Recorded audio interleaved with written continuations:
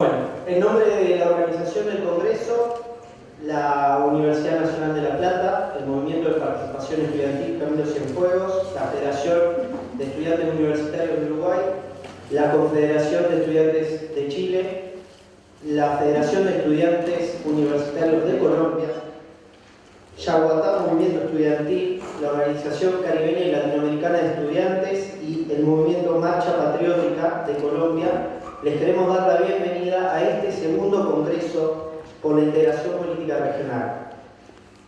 A continuación, unas breves palabras para darles la bienvenida y una introducción a la temática. El subcontinente norteamericano ha presenciado en las últimas décadas la irrupción de una serie de alternativas socialistas, anticapitalistas o antineoliberales, representadas en el impulso o resurgir de diversas apuestas de resistencia desde el campo popular, que dan cuenta de la vigente lucha de clases que se respira en la región, junto al ascenso democrático al poder de gobiernos de corte progresista que han brindado condiciones favorables para el avance de las luchas.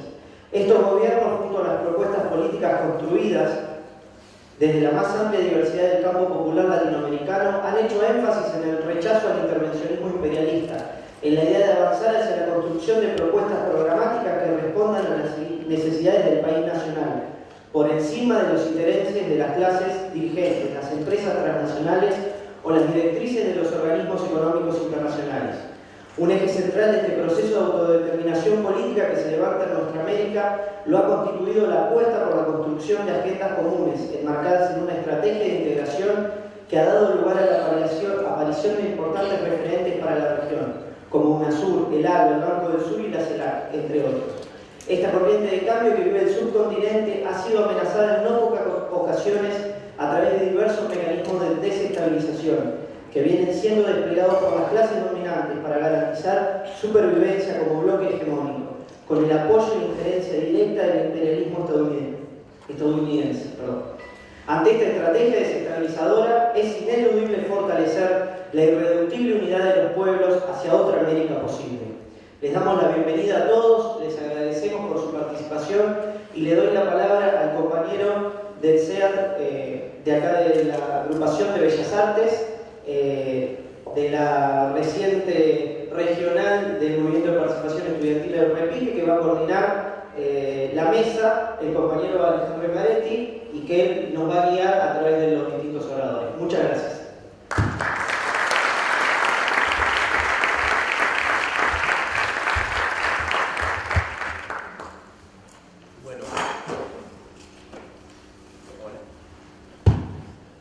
Buenos días a todos y todas.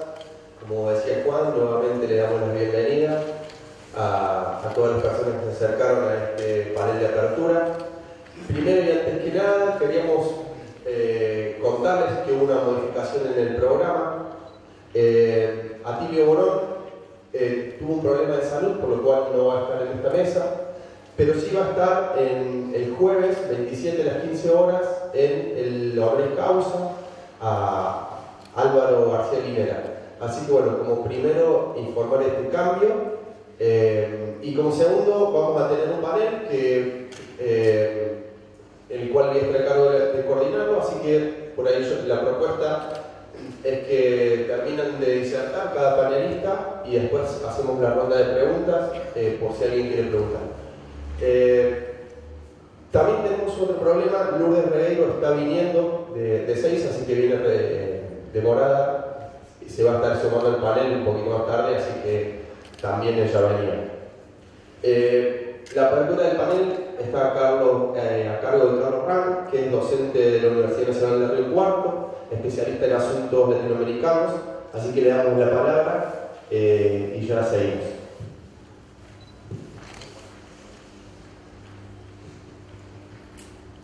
Bueno, buenos días, buenas tardes, no sé qué hora es. Buenas tardes, buenos días. Ante todo,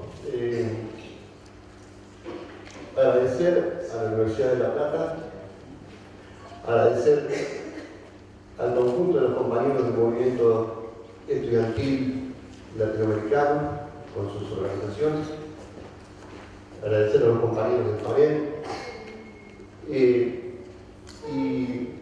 decir que estoy muy contento y muy emocionado de poder estar acá, convocado por el movimiento estudiantil a discutir una estrategia para el continente latinoamericano.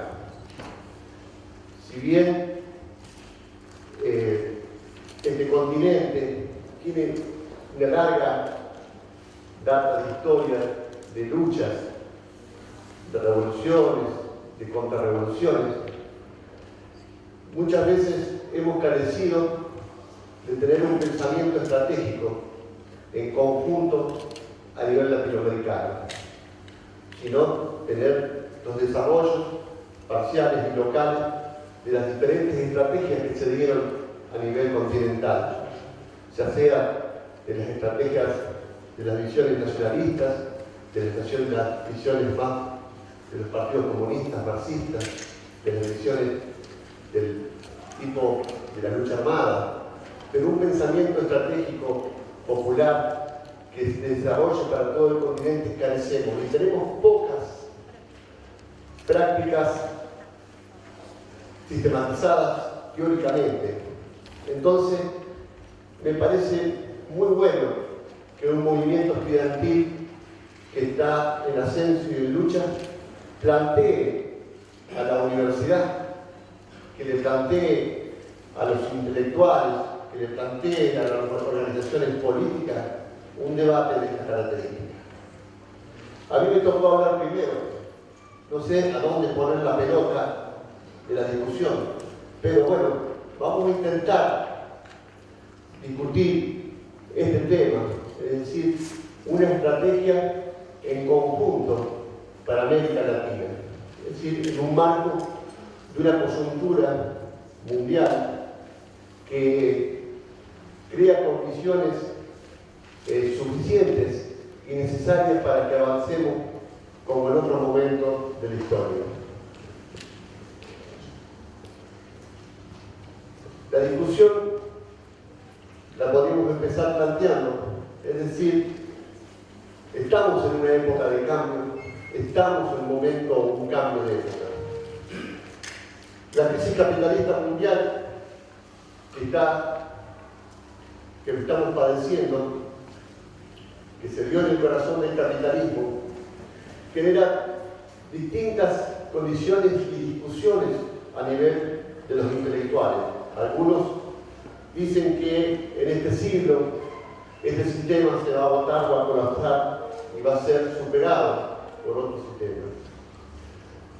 Nosotros lo que vemos, esta crisis actual, que comenzó ahora como una crisis financiera en el 2007, 2008, que empezó como crisis financiera, continuó como una guerra de monedas, donde los países devaluaban sus monedas para ser más competitivos, que siguió con escenarios de intervenciones de guerra, con ocupaciones, donde muestra que hay aparecen países quebrados, países invadidos, y con un nivel de conflicto muy grande.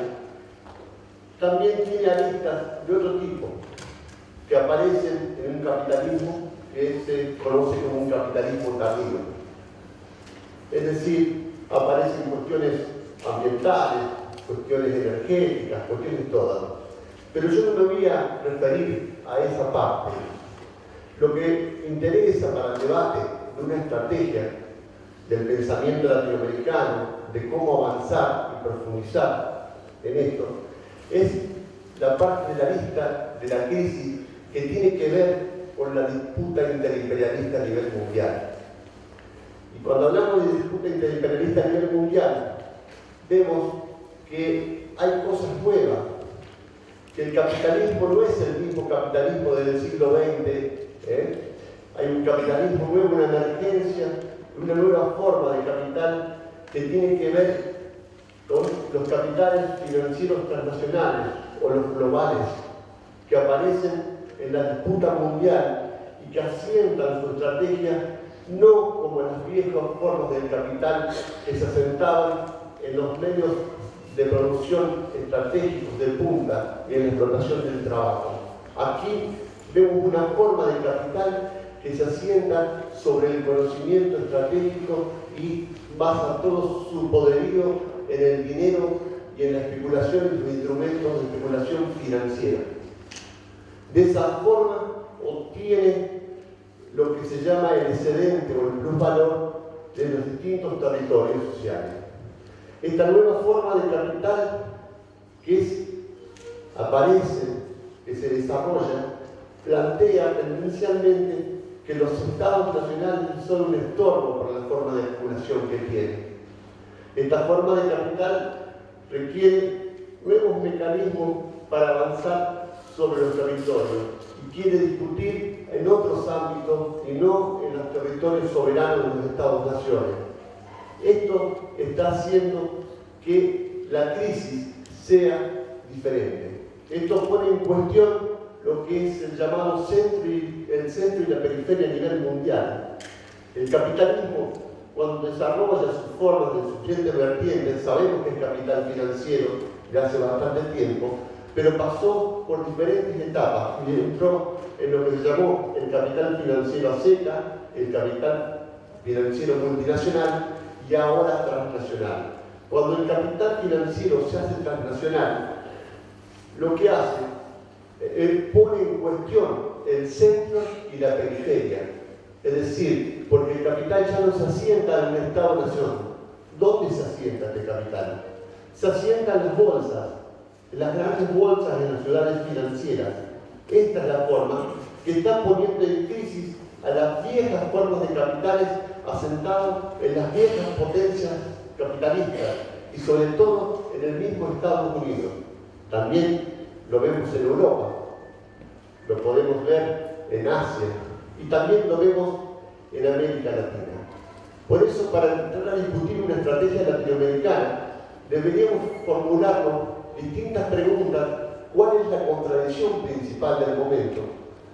La contradicción fundamental siempre la conocemos, es el capital y el trabajo, pero aquí aparece una contradicción principal en una disputa imperialista entre capitales financieros, unos globales y unos de forma más retrasada, que asientan su poderío, por ejemplo, el que se asienta en Norteamérica, en lo que se llama el complejo militar estadounidense, en el Pentágono, y que tiene como moneda el dólar, la Reserva Federal, y se asienta en todo lo que tiene que ver con los recursos energéticos, sobre todo los recursos fósiles, y extrae evidentemente la plusvalía. Si bien es capital financiero, la forma de obtener el plusvalor lo obtiene de mecanismos más productivos, y es por eso un capital atrasado, como los capitales que se encuentran en Europa, como la línea franco-germana o las viejas líneas de la corona.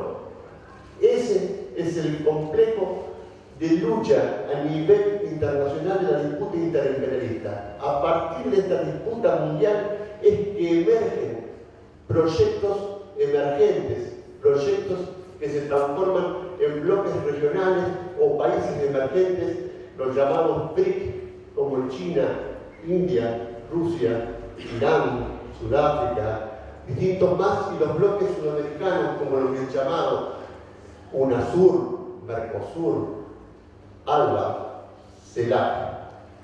Eso sería la disputa de un mundo donde los que luchábamos en los años 70, 80, discutíamos en un mundo bipolar, donde había un Estado recapitalista, regulador keynesiano y los Estados socialistas por otro lado. Después eso fue superado y se vino el unipolarismo mundial a través de la potencia de Estados Unidos, y ahora entramos en una discusión por la lucha y por la crisis a nivel mundial, crisis inherente al sistema de producción capitalista por sus contradicciones, en una lucha donde se va haciendo un pasaje tendencialmente a lo que se llama el multipolarismo mundial. Es decir, en ese contexto internacional, en ese contexto mundial, estamos discutiendo una coyuntura de ese carácter que permite que nosotros, como pueblos latinoamericanos, como gobiernos de estados, discutir una estrategia del pueblo y los encamine hacia una liberación nacional y social. Ese es el marco. En ese marco, América Latina como continente es un continente que tiene distintas apetencias geopolíticas, porque no solo la disputa mundial que dan estas redes internacionalistas globales versus los capitales atrasados, por la disputa de la circulación de las mercancías y por el control de los recursos naturales que se manifiestan en la guerra, en escenarios enteros como Libia, o la posible guerra de Siria, o la posible guerra de Irán, o el norte de África con Mali, o el estrecho de Malaca, el Flatty, o el tema de Dracker, o con el tema Malvinas, en distintos lados, o el canal de Panamá, y ahora trasladado al canal de Nicaragua. Eso son todas discusiones por la circulación de mercancía y el control de los recursos naturales. América Latina geopolíticamente está ubicada en un centro energético mundial, donde tiene recursos naturales bastantes, es decir, en términos de lo que se llama los recursos energéticos, el tema de los acuíferos, el tema del agua, el tema de la tierra cultivable, el tema de la posibilidad de producir alimentos, el tema de producir energías alternativas a través de los biocombustibles. Entonces pasa a ser un ente geopolítico muy importante. Me estoy olvidando de las nuevas tecnologías que son productos sacados de los nuevos minerales estratégicos como el litio, el coltán. En América Latina tenemos altas reservas y tenemos altas discusiones, sobre todo Colombia, Bolivia, bueno, Argentina también, Chile también. Por eso, en ese marco de la discusión que América Latina geopolíticamente es importante en la estrategia mundial, en la geopolítica mundial, es que este conflicto que está producto de conflictos que se dan en la guerra de las alturas de los capitales, permitió el avance en América Latina de distintos gobiernos populares.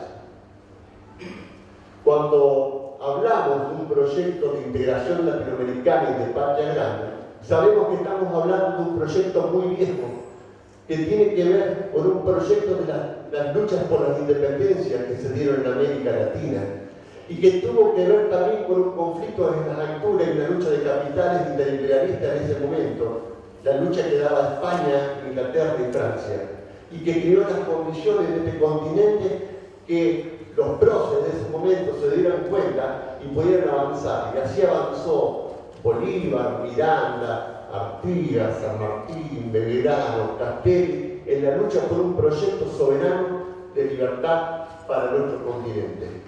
Las condiciones objetivas de ese momento de las fuerzas productivas no permitieron que pudiéramos sostener ese proyecto de Patria Grande por un montón de tiempo. Ahora, en este esquema que estamos viendo, permitió esta disputa mundial la llegada de gobiernos populares, como comentaban acá los compañeros.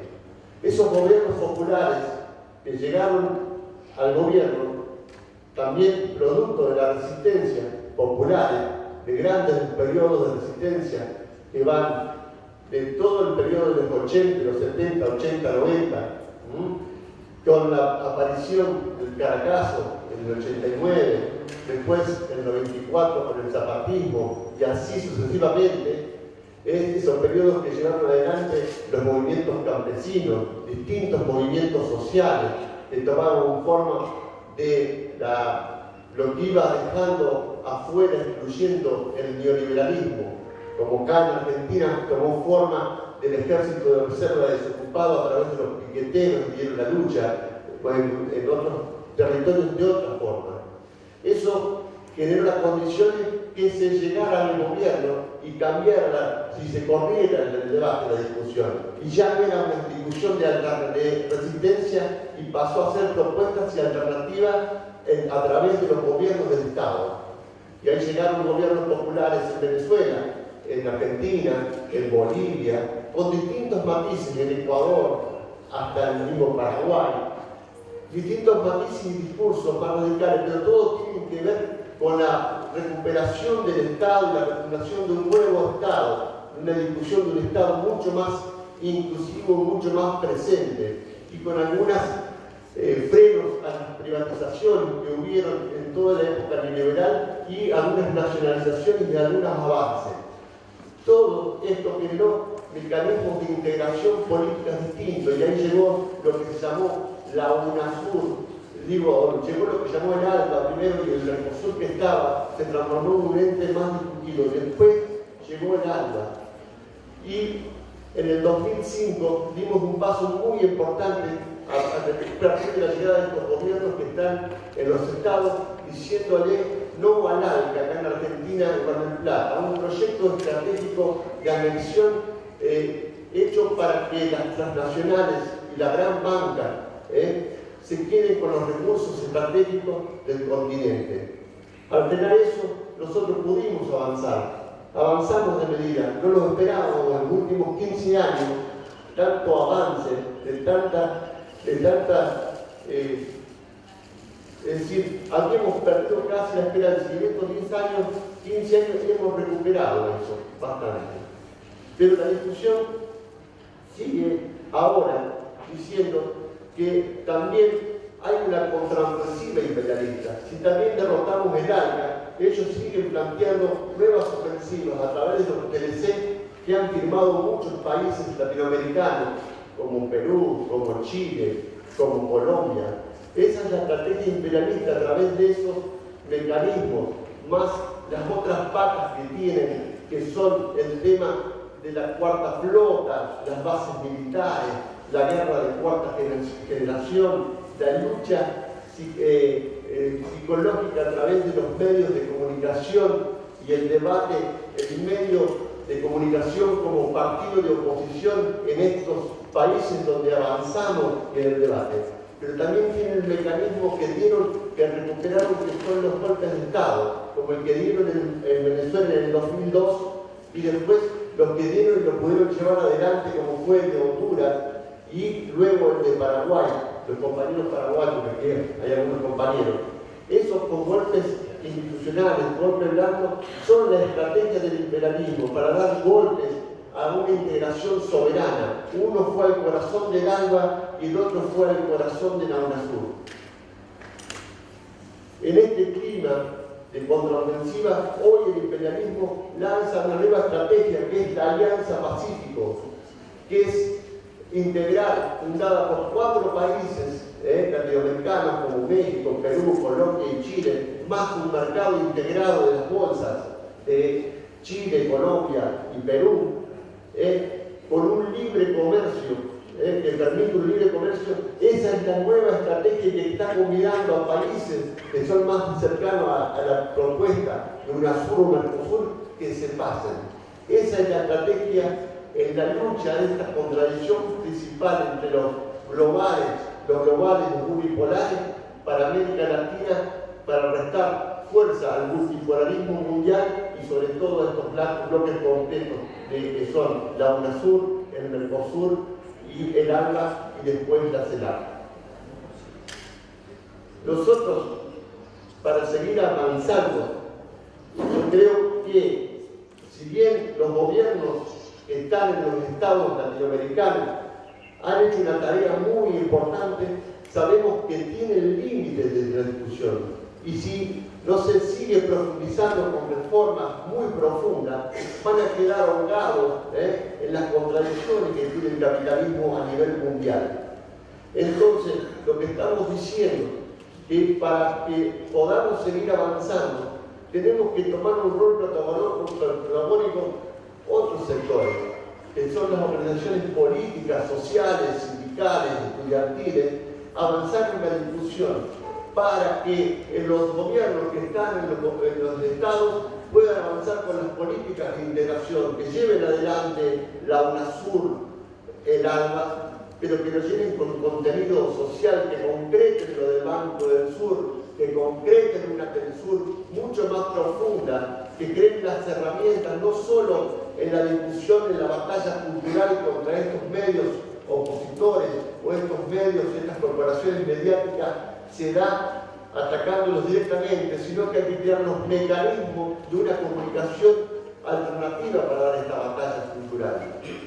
Si no, no vamos a poder avanzar. Tenemos que avanzar en los mecanismos del desarrollo de la ciencia y la tecnología para tener una soberanía tecnológica, para tener una soberanía atada a la soberanía alimentaria, una soberanía energética.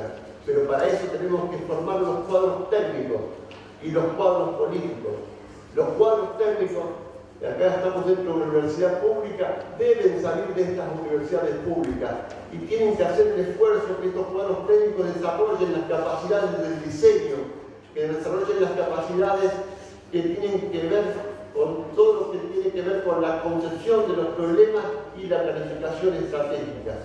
Debemos desarrollar también los cuadros políticos, pero eso se desarrolla, la universidad puede colaborar, pero eso lo desarrollan las organizaciones políticas. Esos cuadros políticos que necesitamos se forman en la lucha, se forman en las organizaciones y se forman en la calle, que es nuestro lugar principal de disputa.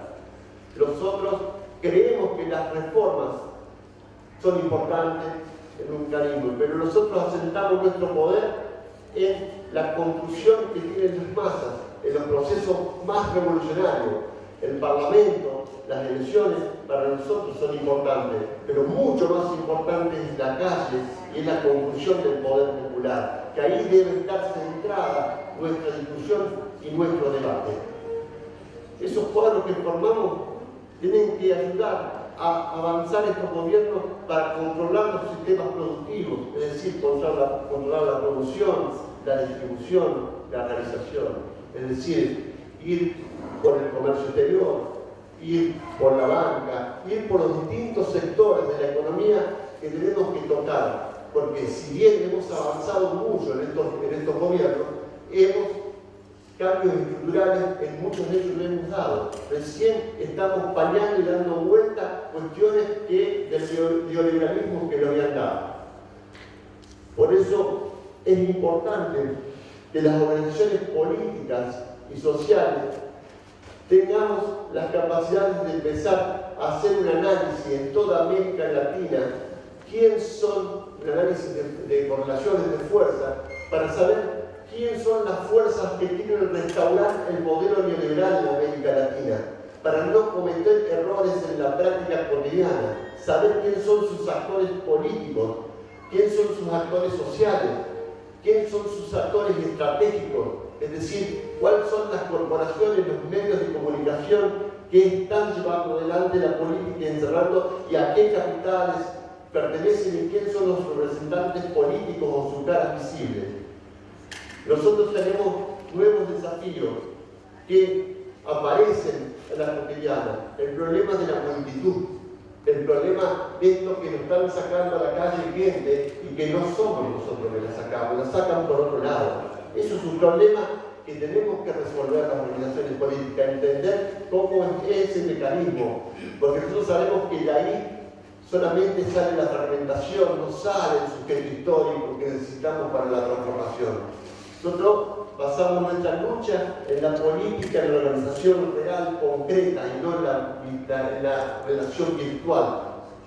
Por eso es importante que para la profundización de este proyecto también conozcamos quién son los actores del proyecto que están llevando adelante los gobiernos, quién son sus actores políticos, quién son sus actores económicos y quién son los actores estratégicos.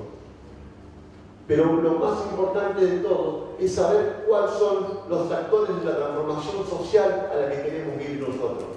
¿Quién son las alianzas estratégicas en cada lugar? Es decir, ¿quién forma parte de eso? ¿Cuáles son los sujetos históricos de la transformación en América Latina?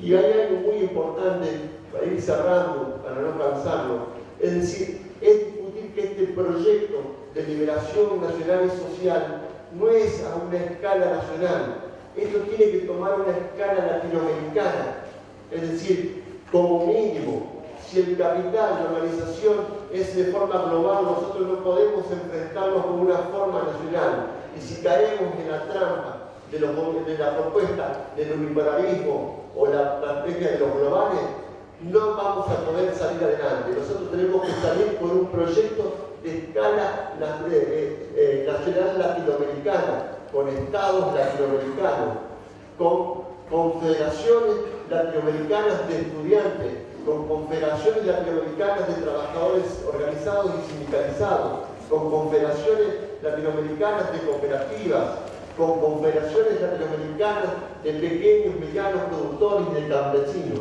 Esa es la capacidad que tiene que tener nuestro proyecto y nuestro grado de alcance. Es decir, hay sobrados ejemplos prácticos que eso se hace en la realidad todos los días, pero no lo tenemos sistematizado. Los compañeros que están acá adentro, sobre todo del movimiento estudiantil, dan ejemplo y dan clases que ellos coordinan a nivel continental latinoamericano una política y tienen agendas propias y una discusión propia. También lo debemos hacer los intelectuales, también lo deben hacer las organizaciones políticas, lo deben hacer las universidades, porque si no estamos condenados a restaurar de vuelta el neoliberalismo y el capitalismo de una forma más atroz, más salvaje, mucho más excluyente. Esto era lo que yo quería aportar y colocar.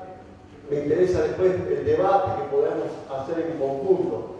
Me parece sumamente importante el intercambio que podamos hacer entre los panelistas y los que están ahí escuchando y que hagan las preguntas y el planteo. Nosotros creemos que la batalla, esta batalla que es la batalla de las ideas y el enfrentamiento social van a crear las condiciones para un nuevo mundo diferente, para un nuevo orden, para un nuevo reino de la libertad, la justicia, la igualdad. Este es el camino. Los otros caminos están bastante cerrados. Nos queda el camino del debate, de la organización popular, de la organización del pueblo.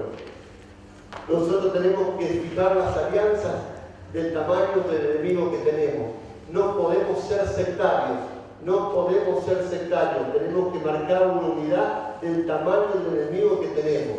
Pero si no identificamos quién es el enemigo claramente, si no identificamos cuál es el enemigo principal, no podemos saber qué tipos de alianzas tenemos que hacer. Debemos saber cuál es el enemigo principal, cuál es el enemigo secundario, cuáles son los aliados tácticos y cuáles son los aliados estratégicos y el sujeto de la transformación en América Latina con todos los variopintos que tiene cada identidad nacional. Yo creo que por ahí se enmarca el proyecto que nos lleva al camino de la liberación nacional y social. Muchas gracias.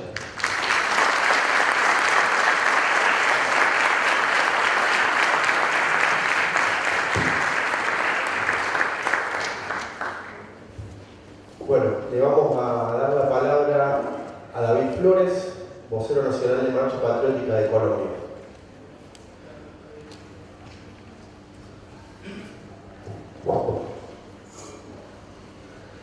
Bueno, muy buenas tardes para todos y todas. Empezar por decir que para nosotros, desde el movimiento político y social Marcha Patriótica, este encuentro de integración regional tiene un valor fundamental y tiene necesariamente una perspectiva estratégica. Y lo decimos claramente porque desde la Marcha Patriótica reivindicamos desde nuestro carácter constitutivo la vigencia y como horizonte político el pensamiento latinoamericano, particularmente el pensamiento de Simón Bolívar, de Artigas, de San Martín, y consideramos que esa perspectiva estratégica de la segunda y definitiva independencia o de la construcción realmente de una visión nuestra americana o de la visión de una patria grande es plenamente vigente y necesaria en este momento para orientar el accionar político y emancipatorio de nuestros pueblos. Y consideramos que necesariamente recoger esa visión de conjunto latinoamericana, caribeña, como ya lo decía la persona que me antecedió la palabra, es fundamental necesariamente para hablar de la emancipación de cualquiera de nuestros países, porque consideramos nosotros que hoy no es posible hablar, o más bien que es necesario hablar para la emancipación de nuestros pueblos, necesariamente de una perspectiva latinoamericana y caribeña. Hoy, cada vez más, los problemas de nuestros pueblos son los problemas del continente. Y creo que es una verdad que constatamos diariamente y que sufrimos día a día en nuestros pueblos, que las burguesías, si se puede denominar así en nuestros países, lo tienen plenamente claro. Si alguien tiene hoy lastimosamente claro esa perspectiva de la importancia estratégica geopolítica de nuestro continente y particularmente de América Latina y del Caribe, son las burguesías de nuestros países, que actúan en plena coordinación, que constantemente actúan bajo un plan sistemático. Y en esa medida, insisto, quienes abogamos por la democratización, por las transformaciones estructurales de nuestros países para poder permitir visiones soberanas, de vida digna a los pobladores de este continente, tenemos que tener eso claramente de presente. Insistimos hoy hay una estrategia común sobre el continente y necesariamente los pueblos tenemos que entender esa perspectiva continental y que cada vez más, insisto, los problemas y los debates a los cuales se ve enfrentado el pueblo colombiano son los mismos que los que se ve enfrentados el pueblo venezolano, claro, con dinámicas y trayectorias distintas, evidentemente, pero digamos que pueden guardar unos elementos en común que vamos a encontrar en toda América Latina y en el continente. En esa medida, para nosotros no es posible, por ejemplo, hablar del problema de la soberanía únicamente como un problema nacional. Hoy es muy difícil hablar en América Latina del problema de la soberanía de Colombia o de la soberanía de Argentina. Hoy la soberanía necesariamente tiene que ser un elemento continental, o por lo menos latinoamericano y caribeño. Hoy hablar del problema de los recursos mineroenergéticos difícilmente puede ser una discusión de orden nacional. Hoy hablar del problema de la paz de nuestros países difícilmente puede ser un problema continental, un problema nacional. Cuando vemos que, por ejemplo, ya lo mencionaba el profesor Carlos, Juan Manuel Santos hoy ya ratificó el primer acuerdo de cooperación militar con la OTAN, de compartir información y adiestramiento militar. Entonces, para nosotros, insisto y ofrezco disculpas si soy claramente reiterativo en esto, pero eso tiene una intencionalidad política.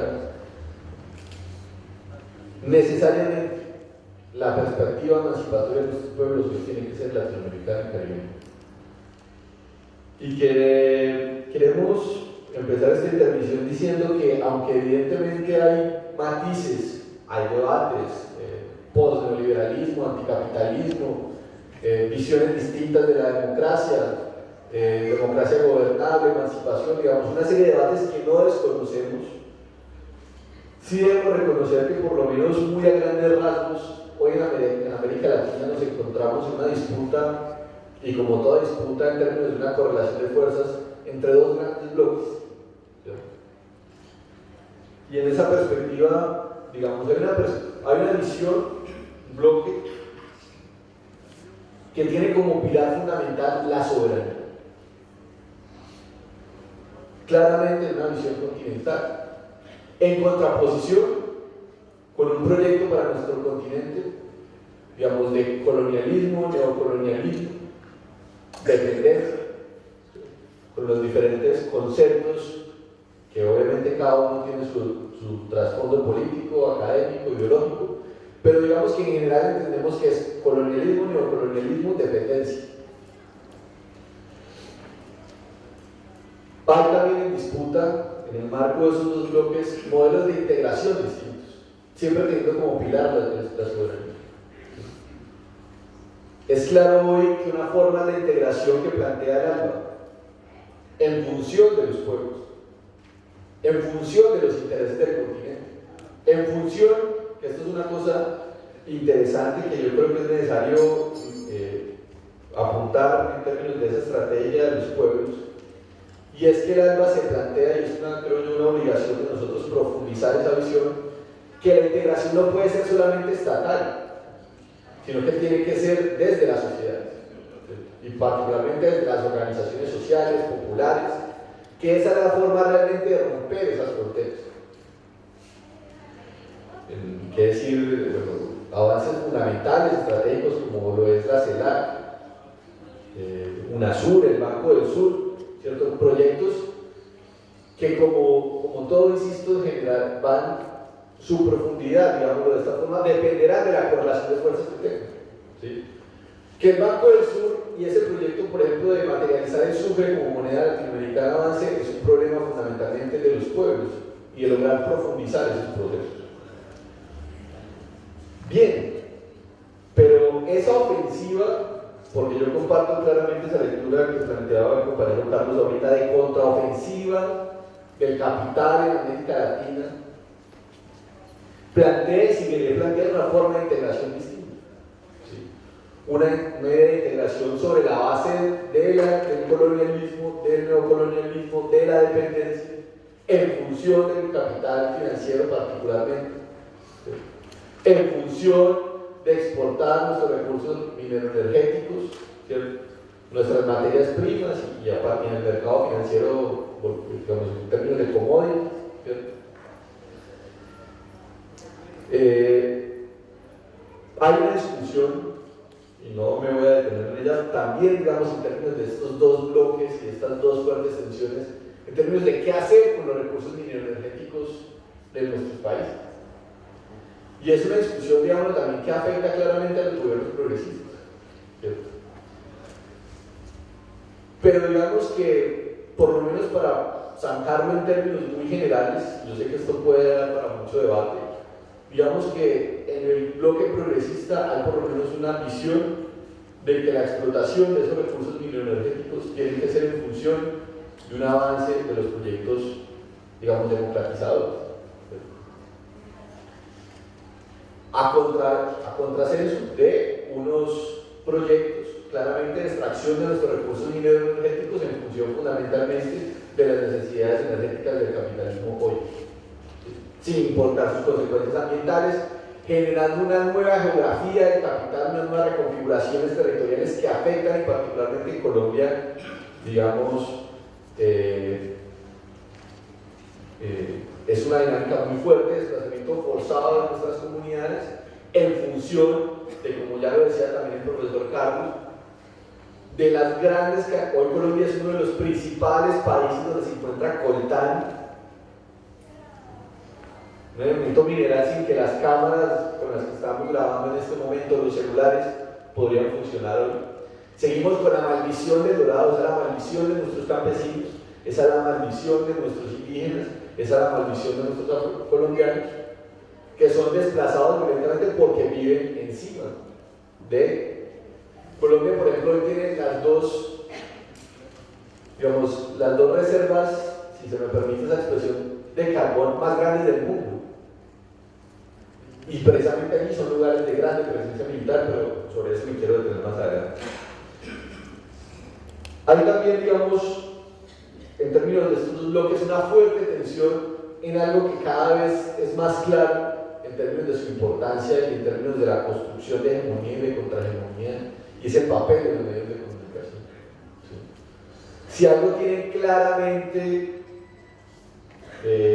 visto y ejecutado y planeado nuestras burguesías, es el papel desestabilizador, el papel claramente activo en términos de la reacción que significan los medios de comunicación. El papel de los medios de comunicación en Venezuela, que además se agencia desde Colombia, pero que desde ahí opera también contra Paraguay, cuando se dio el golpe, comillas, constitucional en Paraguay. ¿Sí? Digamos, y por supuesto, y a contrario, es decir, en el otro bloque, propuestas como Telesur, la Radio del Sur y en general, digamos, otras visiones que desde lo popular y desde visiones democráticas latinoamericanas tenemos necesariamente que avanzar. Y quiero poner la última tensión, que ya la había mencionado, pero la voy a retomar. Y es, ¿cuál es el tipo de paz del continente?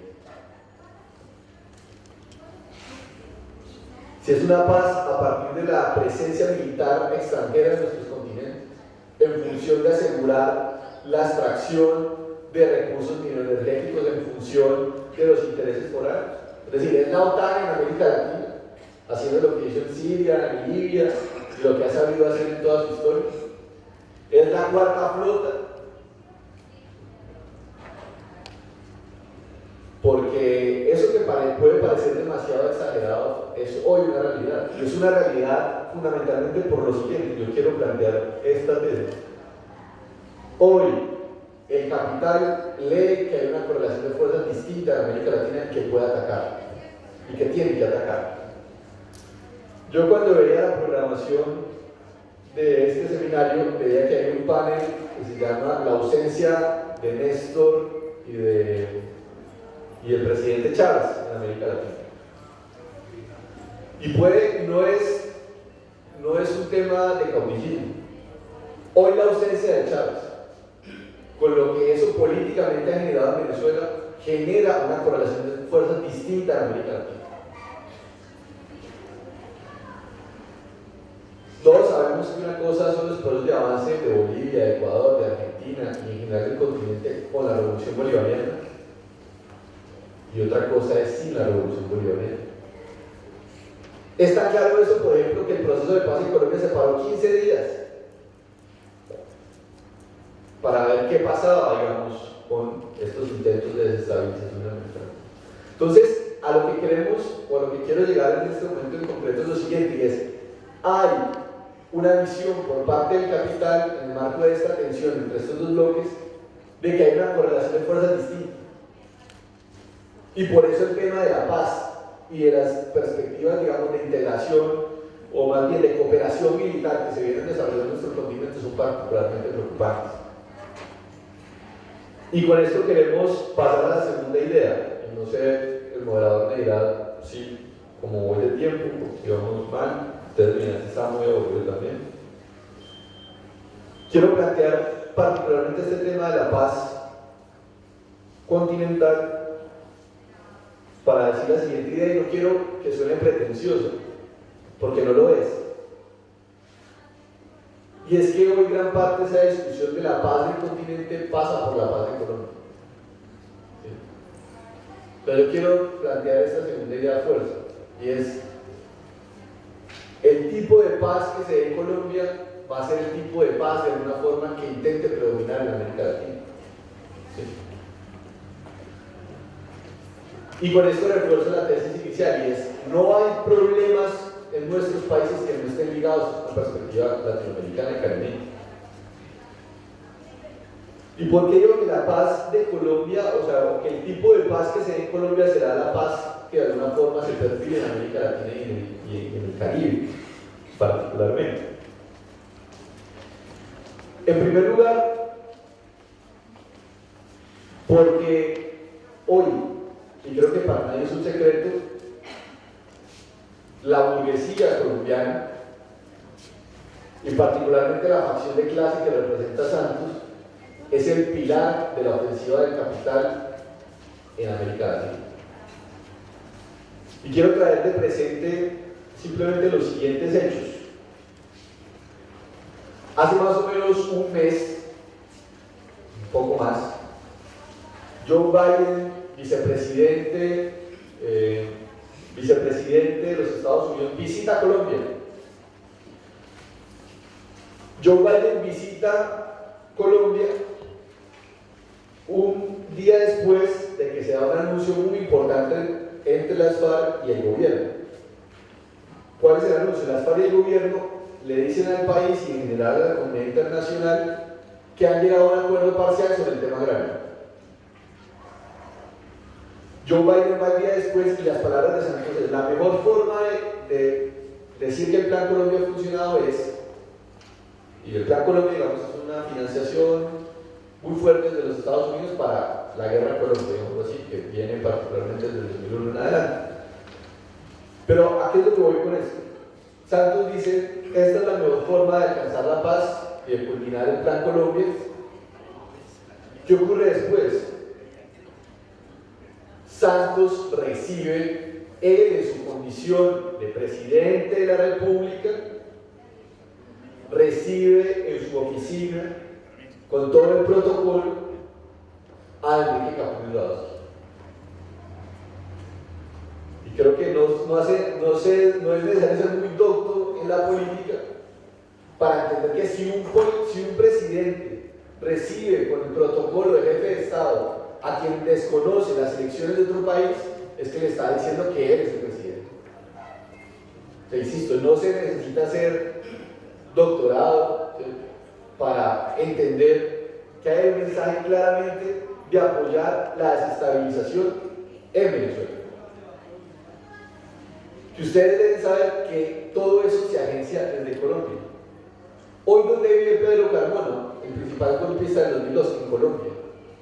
¿Dónde viven todos los petroleros que fueron expulsados de PDVSA? En Colombia. Tienen hoy la principal petrolera de Colombia que se llama Pacífico Rubiales, que controla además dos de las emisoras más importantes del país.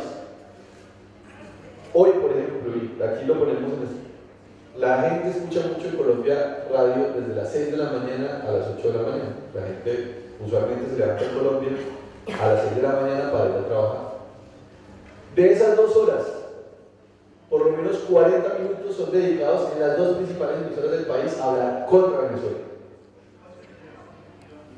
Y en los 2 principales canales, en las noches, a las 11 de la noche, en RCN dan programas de mala noche,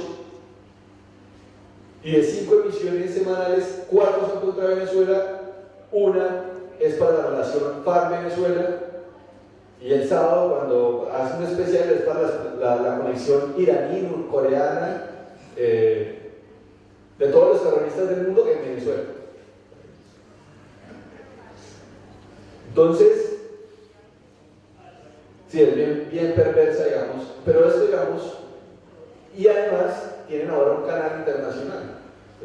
Entonces tienen su delegado, digamos, de la derecha venezolana. O sea, ellos han venido generando un canal llamado NTN 24, no sé si aquí se ve, pero es, digamos, una cosa claramente dirigida a desestabilizar los pueblos de América Latina.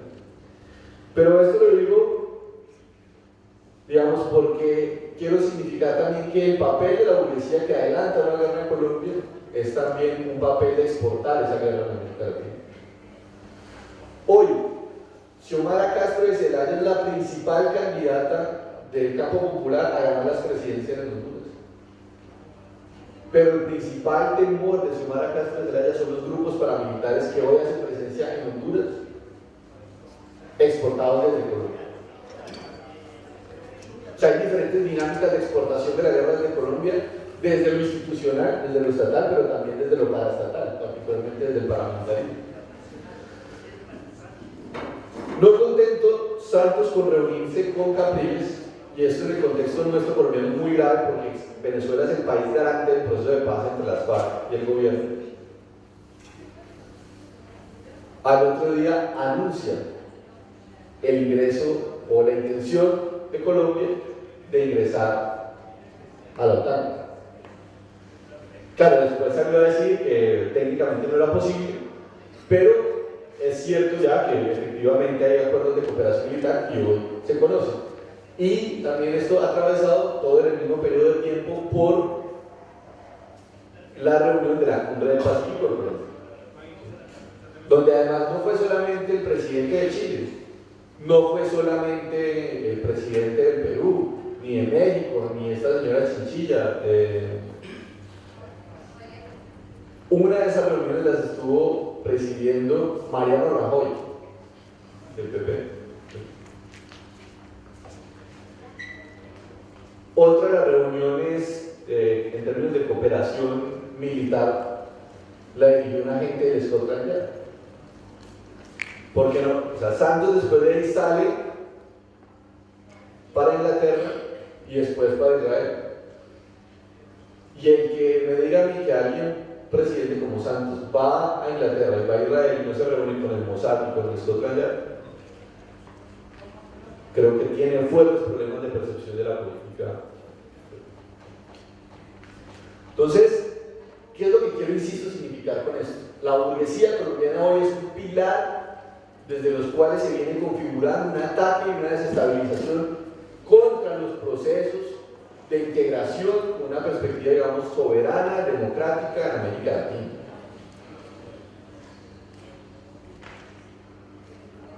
¿Qué ha hecho? Y esto para nosotros es fundamental. Santos ha construido una política internacional, particularmente en Europa, donde ha vendido la idea de que él es un hombre muy distinto a Uribe. Ya voy haciendo como un colofón, muy distinto a Uribe, y que es un hombre de paz que viene, digamos, avanzando realmente en las reformas. Nosotros queremos, y para nosotros es fundamental dejar de presente que eso es totalmente falso y que en términos de la perspectiva continental es muy importante tener qué es lo que eso significa y las implicaciones sobre América Latina. Pero queremos decir esto también. Santos tiene una idea de paz en Colombia, que es fundamentalmente cuál, y lo digo así muy rápidamente. En primer lugar, una idea de paz que le ayude a profundizar el actual modelo económico de Colombia. Modelo económico que hoy es el tercer modelo más desigual del mundo. Hoy la economía, la economía colombiana es la tercera más desigual del mundo.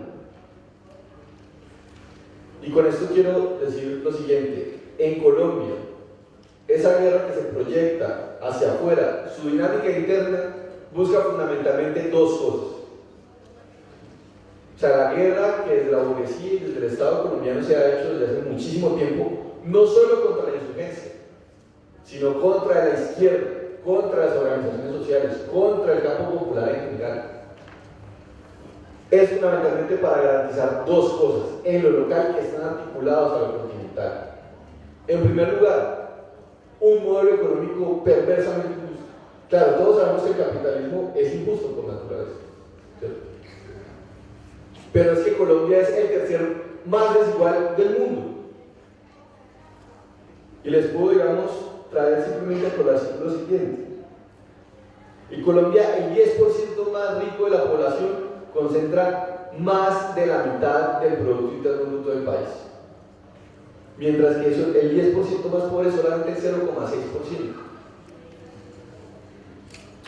Para traerles otro elemento de presente que está claramente en términos de esa contradicción. O sea, ¿por qué hay guerra en Colombia? Porque se busca perpetuar esta realidad que es claramente injusta. Y por efectos del tiempo hablar del campo, nada más, porque es hoy uno de los nudos fundamentales del conflicto. En Colombia, uno de los sectores que financia el paramilitarismo, de los cuales nace el paramilitarismo, que representa a Álvaro Uribe, el expresidente de Colombia, es el sector latifundista ganadero. Ellos en Colombia tienen 39 millones de hectáreas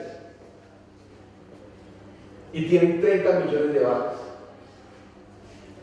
Es decir, hay una encuesta muy famosa, son encuestas bien perversas que salen que es el país más feliz del mundo. ¿Ustedes han visto? No sé, cada rato sale que Colombia es el país más feliz del mundo. Yo creo que es el país más feliz del mundo porque tiene las vacas más felices del mundo. O sea, una vaca en Colombia tiene más de 1 hectárea para vivir. Más de 1 hectárea para vivir. Mientras que 13 millones de población campesina, que es la población, digamos, rural en Colombia, ¿sí?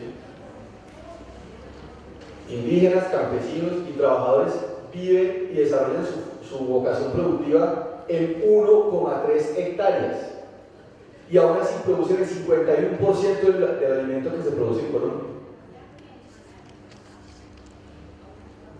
Eso es plenamente perverso y esa es la realidad que existe en nuestro país y es la que se garantiza mediante la guerra y es la que se busca profundizar específicamente hoy en este momento a partir del tema de los recursos mineros energéticos. Hoy Santos le apuesta a la paz porque donde hoy se encuentran, paz entre comillas, donde hoy se encuentran esas grandes cantidades de recursos mineros o hay presencia insurgente o hay una fuerte presencia de organizaciones sociales defendiendo su territorio.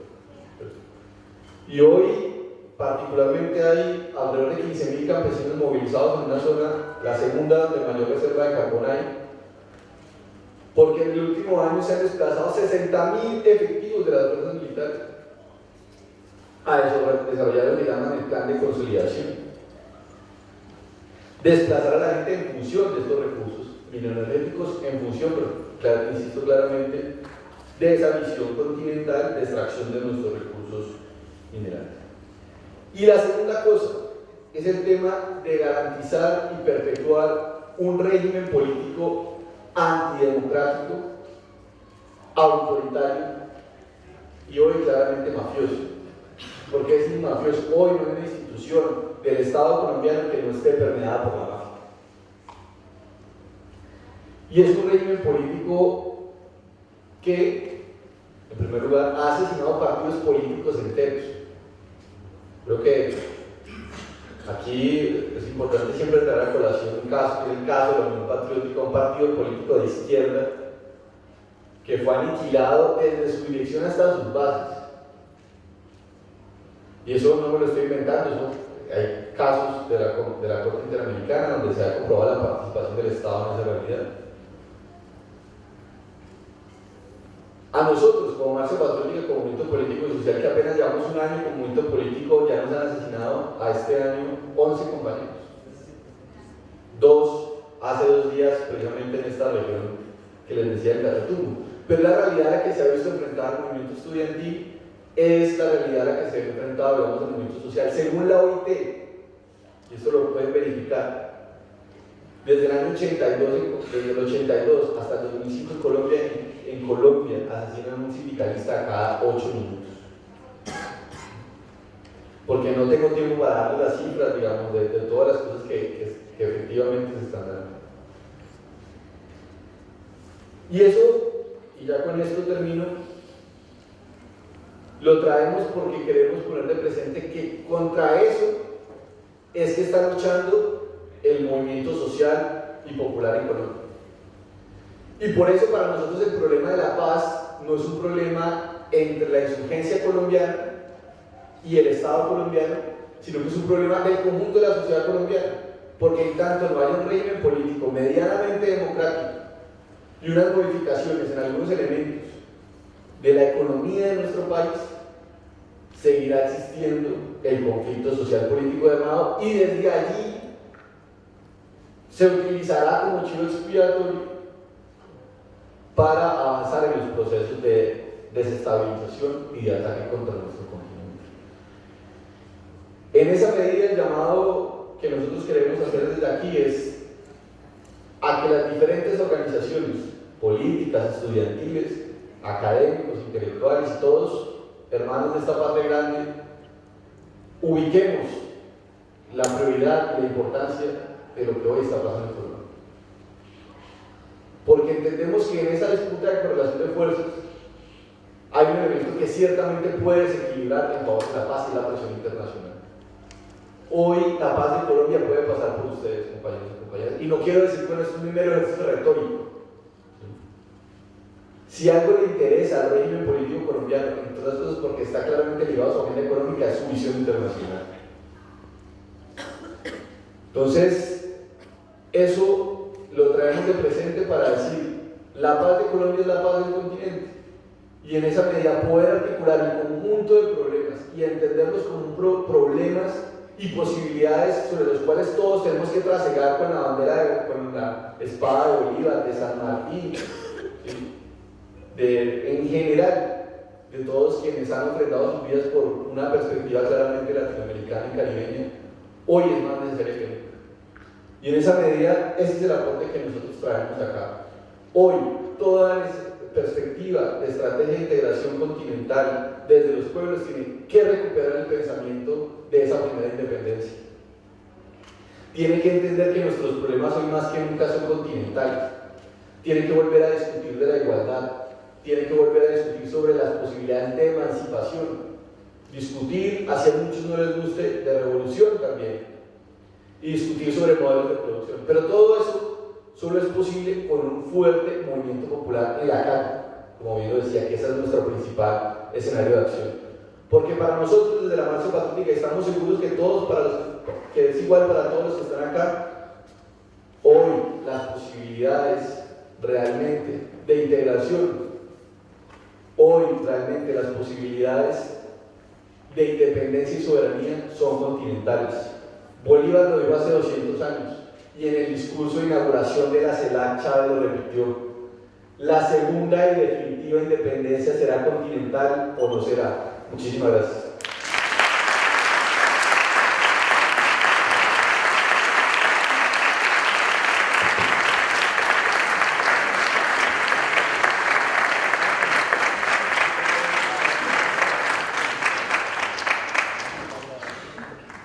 Bueno, presentamos a Hugo Moldis, escritor, abogado, comunicador social y magíster en Relaciones Internacionales y asesor de la Asamblea Constituyente de Bolivia.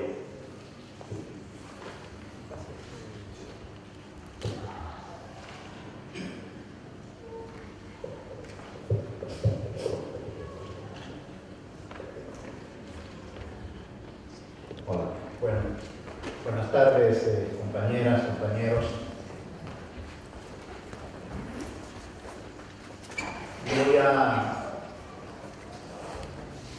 Creo que no hay duda, voy a más bien hacer una revisión rápida en esta exposición a la luz de los que los compañeros han ido hablando, que me parece fundamental de construir una estrategia conjunta. Está claro, compañeros, que no hay todavía una estrategia conjunta. Y qué bien que todavía no la haya, aunque el tiempo nos apremia. No hay recetas. Las teorías de la transición que hemos conocido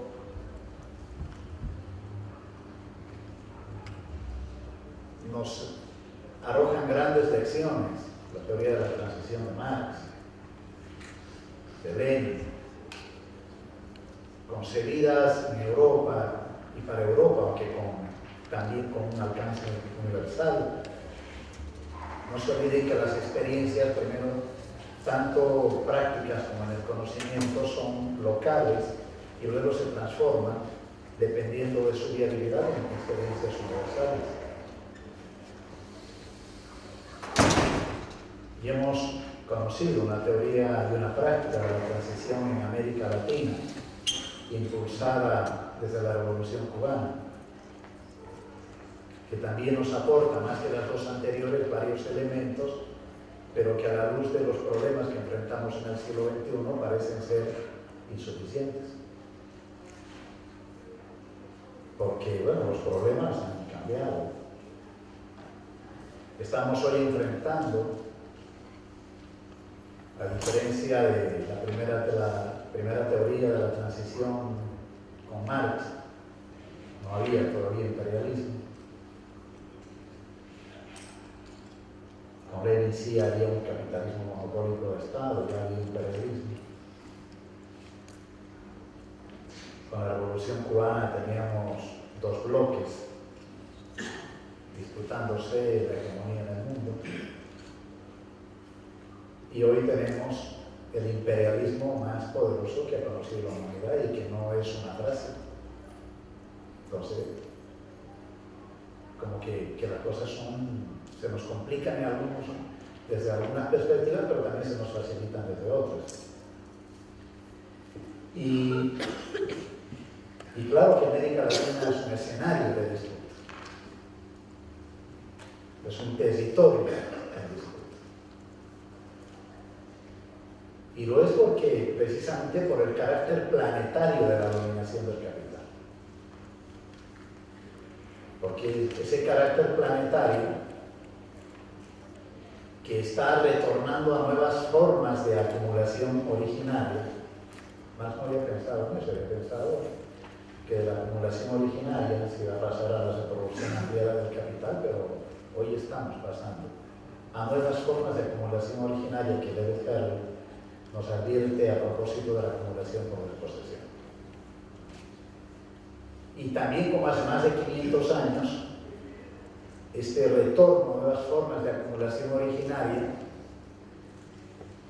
están empezando por el África. Y América Latina está en la mira. Marx, en 1848, el manifiesto nos hablaba sobre cómo el capital, aunque no empleó el término, se volvió todavía globalizado, universal, a partir de que conquistó el África y conquistó las Américas. Son más de 5 siglos de construcción de experiencias del capitalismo y de diferentes tipos de imperialismo,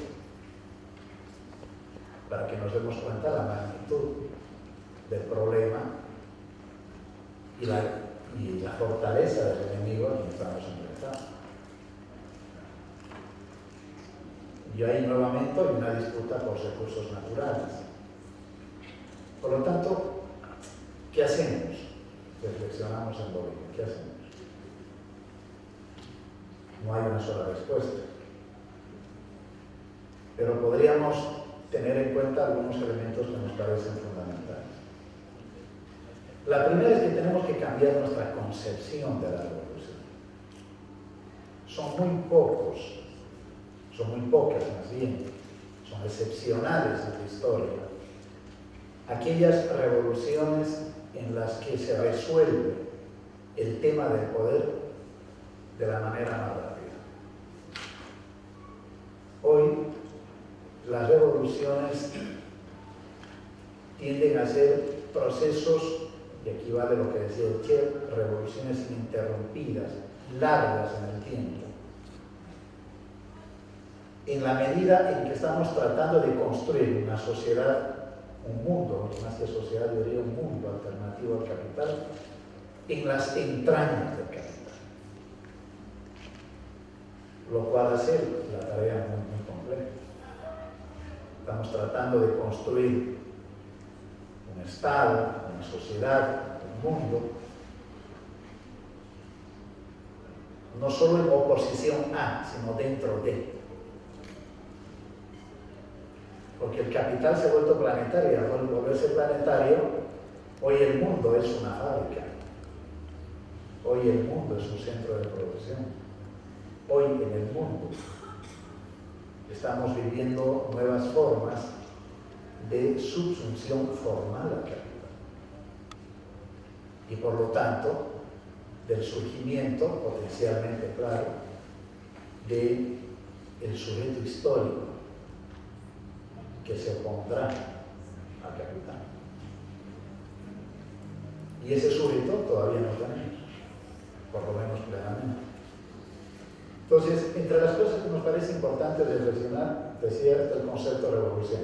Y aquí, como la historia tampoco empieza de cero, quizá sea importante retomar un concepto de Lenin, 1905. El artículo se llama El Publicista. Él escribe 2 artículos con el mismo nombre, que claro, con tanta material hoy, con tanto material que hoy tenemos por leer, seguramente si uno revisa el índice, será más atractivo para los que están estudiando comunicación que para los que pretenden interpretar el mundo para transformarlo, ¿no? Porque se llama El Publicista. Pero en ese primer artículo, uno es de 1905, el otro es de 1917, Lenin más bien señala que las revoluciones hay que entenderlas en el sentido estrecho y en el sentido pleno de la palabra. Es una discusión a propósito del inicio y la culminación de la revolución. Y en el sentido estrecho, él dice, la revolución es cuando se golpea a uno de los niveles del régimen que se combate, pero todavía no se ha agotado todo el terreno que permita golpear plenamente, totalmente al régimen que se combate.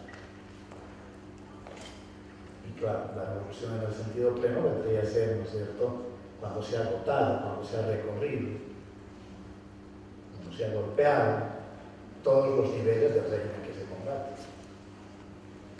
Pero, claro, Lenin nos está hablando en definitiva, de las estructuras jurídicas, políticas, ideológicas, etc., del modo de producción o de la formación social capitalista. Este concepto, a la luz del siglo XXI, resignificado obviamente,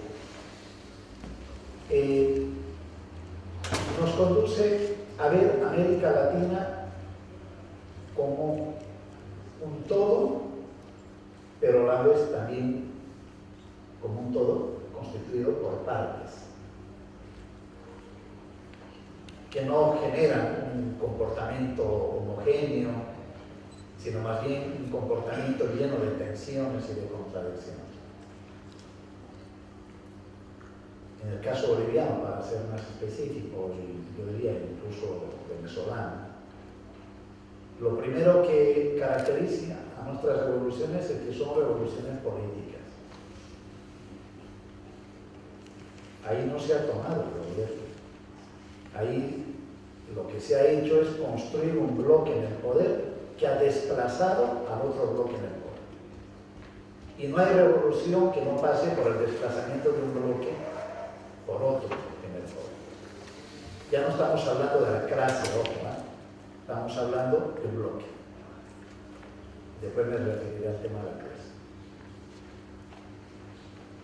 Entonces se ha producido una revolución política, pero que tiene como horizonte una revolución social. Pero estas revoluciones políticas eran fundamentales. Todavía no hay, y es ahí donde viene, yo diría, la desesperación de ciertos compañeros que hay en Bolivia, Venezuela, en América Latina,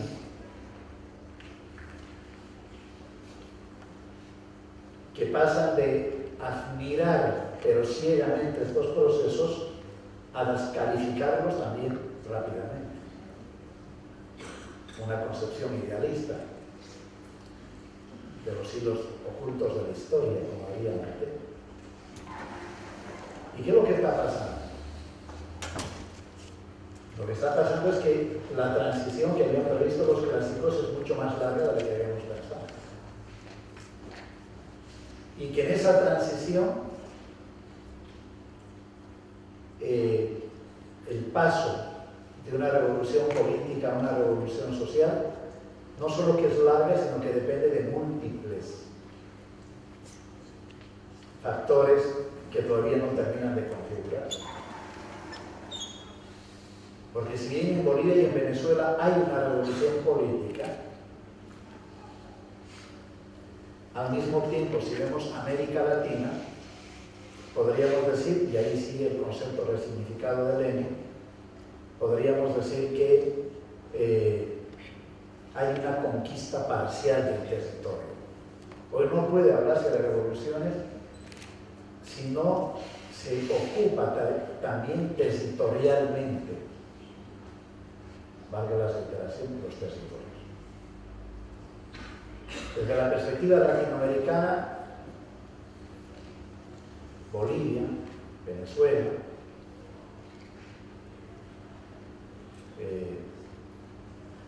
son nada, pero son territorios conquistados, pero si bien es cierto son conquistados, son territorios que todavía siguen en disputa. Porque a diferencia de lo que pasó con la Revolución Cubana, las burguesías en estos países no se fueron, se quedaron para conspirar, para subvertir, etcétera, etcétera. Y la lucha es, hablando de las transiciones pacíficas, no hay transiciones pacíficas.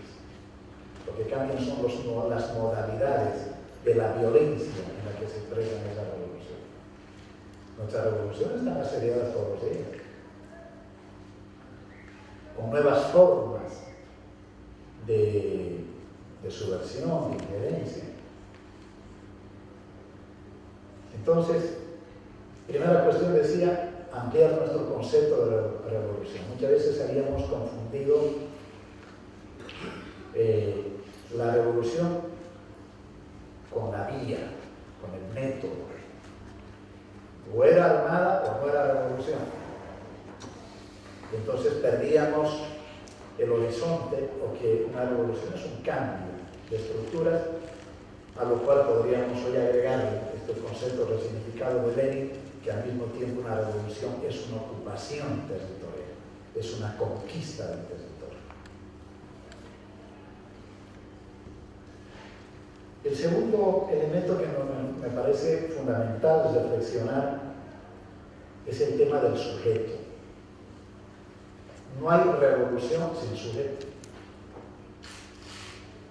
Y el sujeto no es el sujeto general de Kant, por supuesto. Marx nos hablaba del sujeto histórico concreto, que era la clase obrera. Pero ese sujeto histórico que fue en el siglo XX, en el siglo XIX, etc., la clase obrera, hoy en América Latina, por lo menos ya no es esa clase obrera en el sentido como habíamos conocido hasta ahora. No necesariamente confluyen en el tiempo la clase y el sujeto. O por lo menos el sujeto no solo es la clase obrera, o por lo menos la clase obrera industrial que hemos conocido. Hay una nueva. Hay un nuevo proletariado en marcha, precisamente por la subsunción formal a la que nos está condenando el capital, pero que ese sujeto todavía no está constituido. Por lo tanto, el sujeto no se constituye en la fábrica. El sujeto se constituye en la lucha. El sujeto se constituye en oposición a, pero además de eso, en la medida en que es portador de algo distinto. Pueden haber movilizaciones masivas, pueden haber grandes concentraciones, pero eso no quiere decir que haya un sujeto histórico. Nosotros en Bolivia estamos enfrentando, por ejemplo, a una central obrera boliviana que no termina de entender el país en el que está viviendo hoy, que sigue viendo al gobierno de Evo y al Estado boliviano como vio a los gobiernos y a los estados del pasado. ¿Y cuál es la principal reivindicación de la central obrera boliviana? El salario y hace poco un sistema de pensiones que solo iba a beneficiar a un grupo minoritario del país. E hizo una gran movilización. Pero esa movilización no era alternativa al capitalismo. La COP no se propuso superar, si ustedes quieren, el tipo de orden societal y estatal que está construyendo el gobierno de Evo Morales. Entonces, ese sujeto, a nuestro juicio, compañeros, es un sujeto amplio, plural y revolucionario. Y ese sujeto se construye desde la clase en términos de lo que hemos conocido en el pasado, pero también desde otros sectores. Y decimos otros sectores, hablando principalmente, en el caso boliviano, que no tiene por qué ser replicado universalmente, que es la de los pueblos y las naciones originarias. En Bolivia, y creemos que en América Latina se ha dado un capitalismo colonial. Ahora, ese sujeto, para ser sujeto, reitero, tiene que constituirse. Uno puede ser trabajador, pero no quiere decir que sea clase. La clase es cuando uno tiene una conciencia sobre la misión en su historia, la misión en la historia. Y el sujeto indígena lo mismo, y el sujeto popular lo mismo. En la medida, ¿no es cierto?, que no tengan conciencia sobre su papel en la historia, no son sujetos. Y entonces ese sujeto precisamente se constituye en la lucha. El tercer elemento que nos parece fundamental es el tema de los proyectos alternativos. Felizmente, el lado bueno del desmoronamiento de la Unión Soviética. Y digo el lado bueno porque, ojo, hay una cierta tendencia en algún tipo de izquierda, yo diría de nueva socialdemocracia, de hacer una ruptura radical con el pasado, de descalificar los grandes aportes que le dio a la humanidad la primera experiencia socialista en el mundo. Y nosotros pensamos que hay que tener una visión crítica de lo que pasó para no volver a repetir algunos errores que se cometieron, pero también que hay que reivindicar los aciertos y los aportes que se dieron al mundo. ¿Qué es lo que no debemos repetir? Lo que no debemos repetir, y ahí sí hay una crítica radical a la modernidad, el creer que hay un solo camino. Esa es la modernidad, entre otras cosas. Hay un solo camino. Y resulta que en América Latina hoy estamos viendo varios caminos. Desde la propuesta del socialismo del siglo XXI, el socialismo cristiano en Nicaragua, el socialismo comunitario en Bolivia, o el bien vivir o el buen vivir en el Ecuador. Y es que en el país, en la Bolivia misma, nosotros estamos hoy en una disputa, en una tensión creativa, dice Álvaro García, esa tensión creativa, entre el proyecto socialista comunitario y la propuesta del vivir bien. La una que nace desde la experiencia de la clase obrera, que se combina con la visión comunitaria de los pueblos indígenas, y otra concepción del vivir bien, a veces más,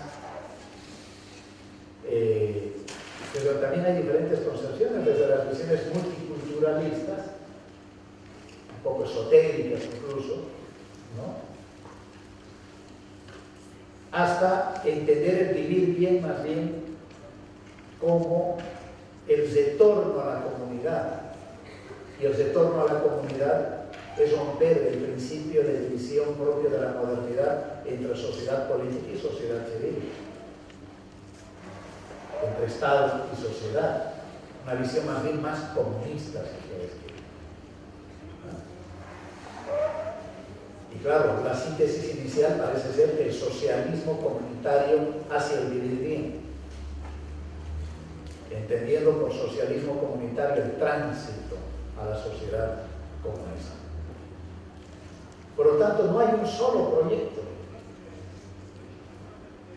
Son proyectos emancipadores varios,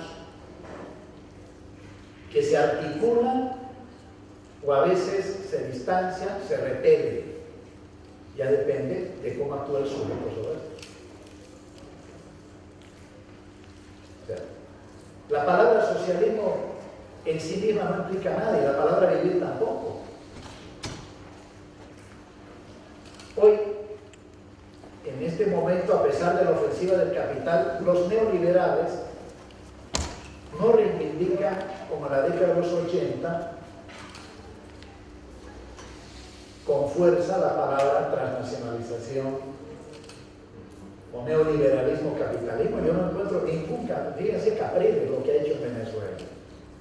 Tratar de presentarse más bolivariano que Chávez, que Maduro, ni siquiera que Maduro, que Chávez. ¿Ah? Es una mala palabra, no les da votos, no les permite acumulación de fuerza. Pero en el fondo la palabra socialismo y vivir bien también pueden ser fachadas, coberturas para la reproducción del propio capitalismo. Entonces, estamos en disputa, estamos en tensión. Si hay algo lindo, compañeros, y por lo menos yo me siento feliz después de la derrota de la Unión Soviética, habíamos pensado que iba a durar estos 50, 70 años más, es que ya no estamos viendo las revoluciones en teoría, por lo menos en el caso venezolano y boliviano. lo estamos viendo en la realidad. Y es ahí donde cotejamos la teoría. No tratamos de acomodar la realidad a la teoría, sino más bien cómo vamos resignificando la teoría en función de los datos que nos va ofreciendo la realidad. Entonces hay varios proyectos en mesa, porque esa es la América Latina que tenemos. No es una América Latina homogénea, ¿no es cierto? No es homogénea. Es una América Latina más bien contradictoria, diversa, y hay que construir la diversidad en la unidad. Pero lo importante, compañeros, es que construyamos una sociedad no capitalista. Si el compañero indígena en Bolivia le llama a vivir bien, una maravilla. Y si eso es socialismo para nosotros, también una maravilla. Lo importante es que sea un proyecto no capitalista. Estamos acostumbrados en la modernidad, porque eso no le ha pasado solo a la derecha a propósito del pensamiento único, sino también a la izquierda, de decir o dices socialismo o eres un reformista. Yo soy marxista, me considero comunista, pero al mismo tiempo, en el caso boliviano, tratamos de nutrirnos del aporte que nos están haciendo los pueblos indígenas. Y el otro tema, compañeros, es el tema del Estado. El tema del Estado siempre hemos reducido el tema del Estado. Aquí se apropia de esta máquina perversa y la pone al servicio o del capital o de la emancipación. Y resulta, compañeros, que tenemos una visión instrumentalista del Estado. Y el Estado es una relación social. El Estado también es un escenario de disputa. Y de ahí que no tiene sentido antagonizar o lucha electoral o lucha desde las calles y no la lucha desde el Estado. ¿No, compañeros? Es una lucha desde donde podamos hacerlo. Porque esos son los problemas de los movimientos sociales, altermundistas. Reivindicativos, condenan el capital, critican el capital, pero no se atreven a dar un pasito más para pasar de la lucha social a la lucha política, que en realidad es una sola. Es una sola.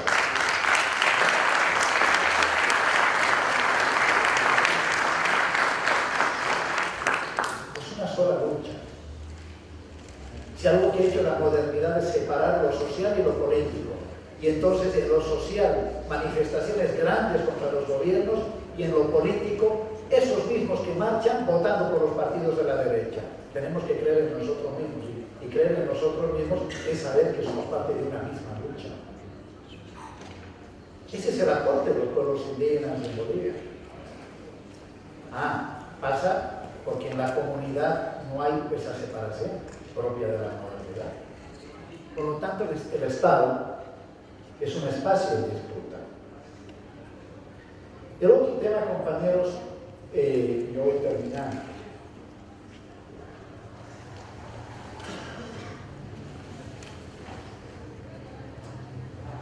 Es combinar lo local y lo universal.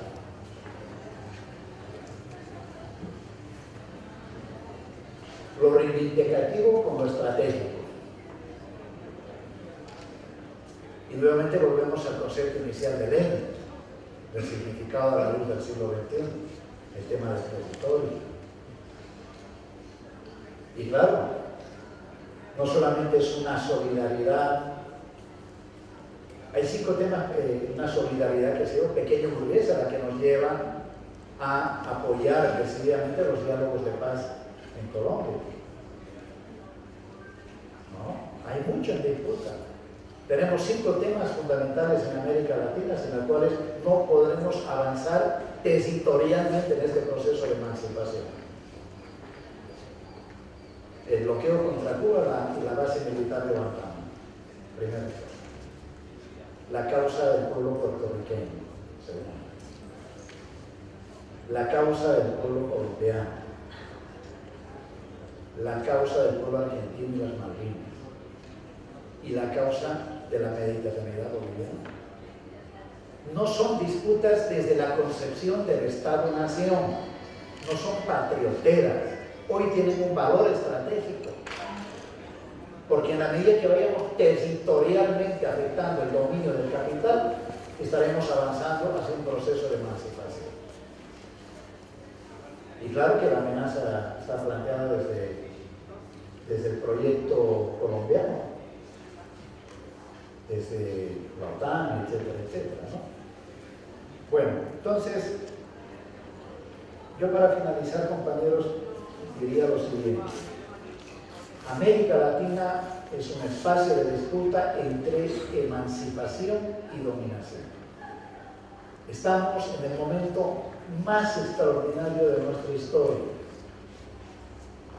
Estamos en el tercer momento emancipador.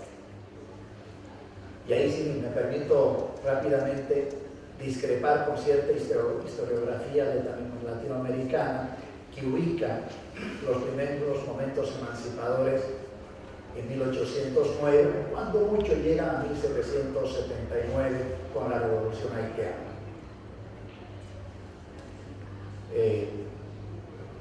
Marx dice que el comunismo es el retorno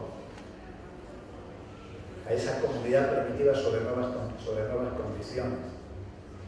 Nosotros decimos en Bolivia el Pachacuti, que es el retorno, la revolución, la revuelta. Y es no a 1809, antes. Es recuperar el aporte de los pueblos y las naciones originarias en la resistencia, no al hombre europeo de ojos verdes, alto, fornido, etc. No es un tema de ese tipo. La resistencia de nuestros pueblos fue la primera resistencia al capital, compañeros, a las diversas formas de control del trabajo y de saqueo de nuestros recursos naturales. Ahí hay una primera gran ola emancipadora. La segunda gran ola emancipadora empieza con la Revolución Haitiana y termina tempranamente en 1826, cuando fracasa el Congreso Anfitriónico, cuando Bolívar siente que ha dado un hermano. Y esta tercera ola emancipadora, cuando vemos la revolución en el sentido amplio, empieza con la Revolución Cubana. No estaríamos hoy hablando acá si no fuera por el ejemplo de resistencia y heroicidad de la Revolución Cubana. No lo estaríamos haciendo. Es gracias a esa Revolución Cubana, ¿no?, en la que nuestros pueblos hoy tienen la condición de posibilidad de obtener su independencia, pero sobre todo de conquistar su plena emancipación. Muchísimas gracias.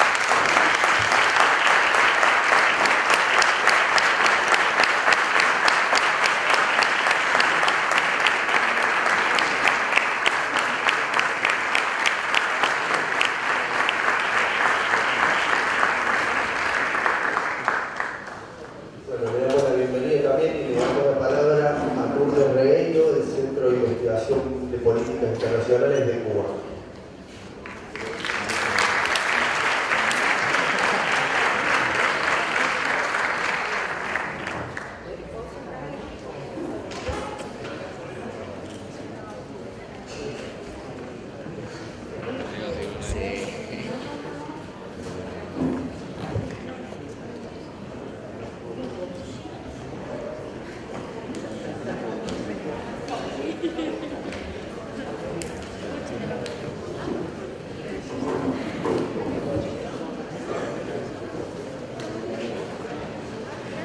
Buenas tardes. Tengo que decir que estoy muy contenta de estar aquí, volver a ver las caras